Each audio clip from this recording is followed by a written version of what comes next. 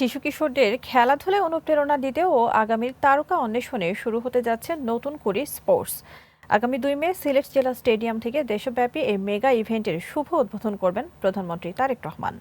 আরও জানাবেন সাদমান হোসেন।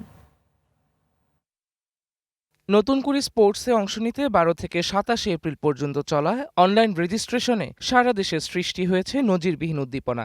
মোট 1,60,779 জন কিশোর কিশোরী এতে অংশ নিতে আবেদন করেছে। এর মধ্যে 1,16,000-এরও বেশি কিশোর এবং 44,000-এরও বেশি কিশোরী অংশগ্রহণের ইচ্ছা প্রকাশ করেছে।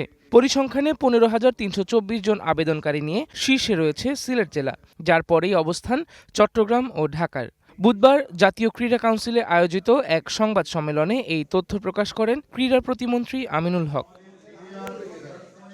ফুটবল, ক্রিকেট, কাবাডি, অ্যাথলেটিক্স, দাবা, ব্যাডমিন্টন, সাঁতার এবং মার্শাল আর্ট, এই 8টি ভিন্ন ইভেন্ট থাকছে এবারের আয়োজনে। সারা দেশে উপজেলা পর্যায় থেকে শুরু হয়ে পর্যায়ক্রমে জাতীয় পর্যায়ে উঠে আসার সুযোগ পাবেন ক্ষুদে ক্রীড়াবিদরা।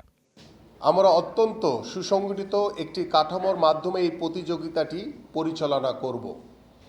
একদম তৃণমূল থেকে প্রতিভা খুঁজে আনতে আমাদের কার্যক্রম শুরু হচ্ছে ইউনিয়ন এবং সিটি কর্পোরেশনের ওয়ার্ড পর্যায় থেকে।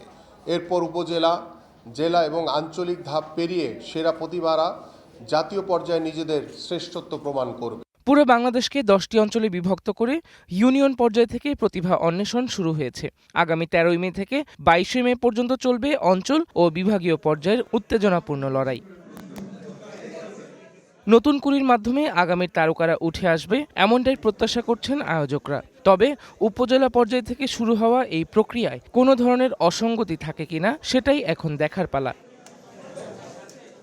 Sadman Hossain, green news, Dhaka.